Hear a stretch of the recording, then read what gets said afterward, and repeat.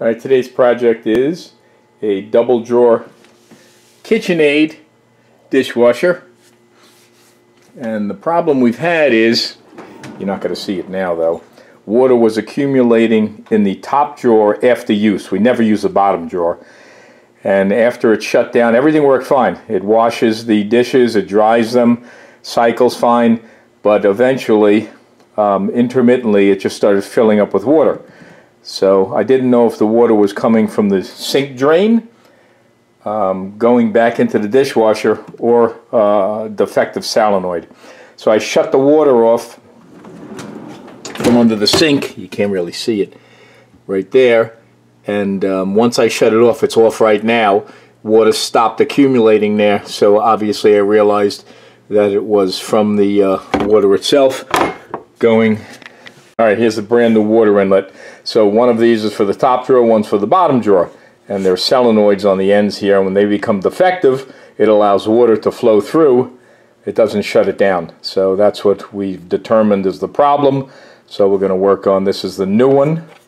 And I'll give you the part number for this. This dishwasher, in fact, I think is built by Fisher Paykel, and they have a 2-drawer, and the repair for that is going to be exactly the same as this. First thing I'm going to have to do is remove the bottom drawer.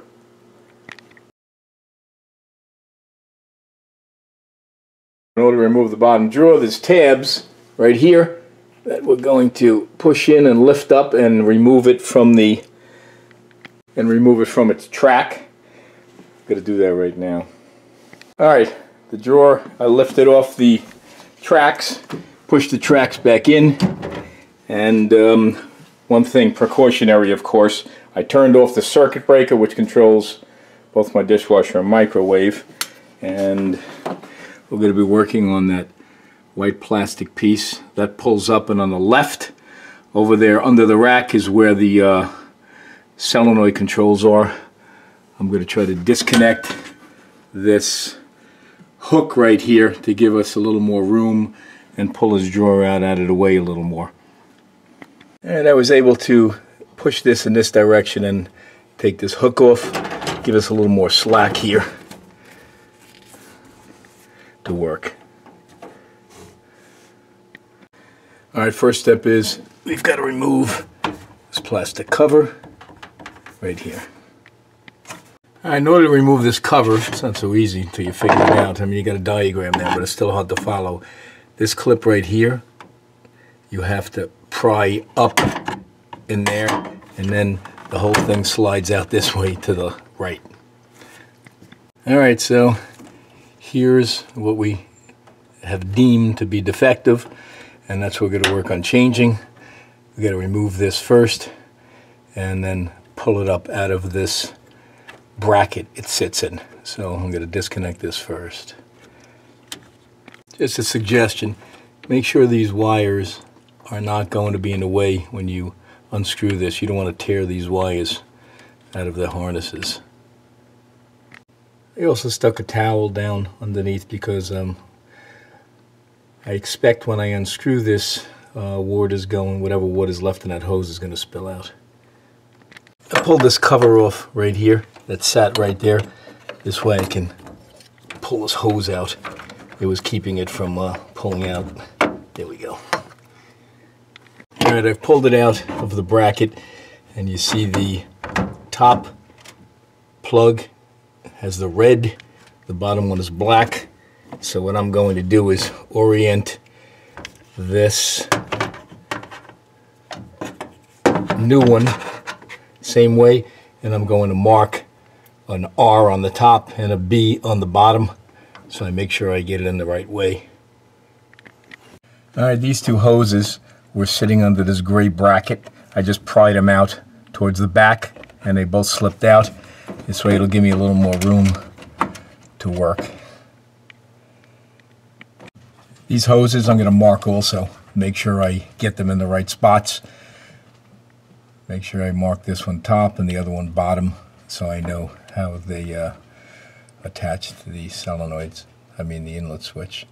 This might be a little hard to see, but you see this little clip on top of the connector right there. You got to depress that and then pull it up. Gotta get a small screwdriver to do that. Alright, you pushed in that tab, and the tab kind of stays in, and then you can pry both of the connectors out of their places.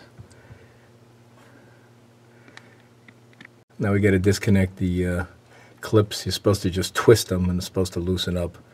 We'll try it with a needle nose. So you take a needle nose and you grab the top there and twist it. You can see how it disconnects. And then you're just going to disconnect it the rest of the way and push it down the length of the hose. Alright, so disconnected. I ended up having to use 2 needle nose and twist them in different directions. Now I slid them from where they were here all the way down, so I'll be able to pull off these hoses and attach them to the new one. Alright, so I pulled off the first one and I noticed that it had a small hole. So what I did is I cut a little length away. That's probably why I had stains on the bottom over here on the dishwasher. So I'm going to stick that hose onto the new one, again, just to make sure I get them in the right spots. Alright, so I got both clamps started, and what they recommend you do is grab them with a pair of pliers or channel locks and tighten them up, which I'm going to do right now.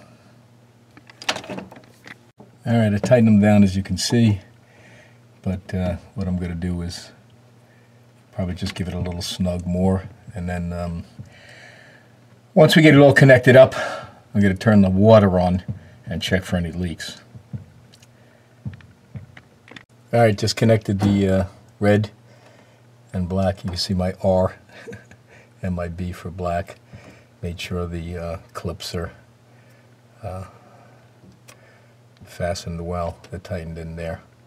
I'll probably put a small screwdriver back there just to pry that little tab forward along a little bit to make sure it doesn't pop out. Alright, don't forget to put those hoses, the rear hoses, back under the gray clip there. Shoved it in here while it's connected. I'm going to replace the main feed right here and tighten that up. Put that silver cover back, this silver cover right here. The way it fits, protects that hose, and I gotta still tighten this hose up. And it's tightened up. So before I go any further, I'm gonna turn on the water valve and check for leaks.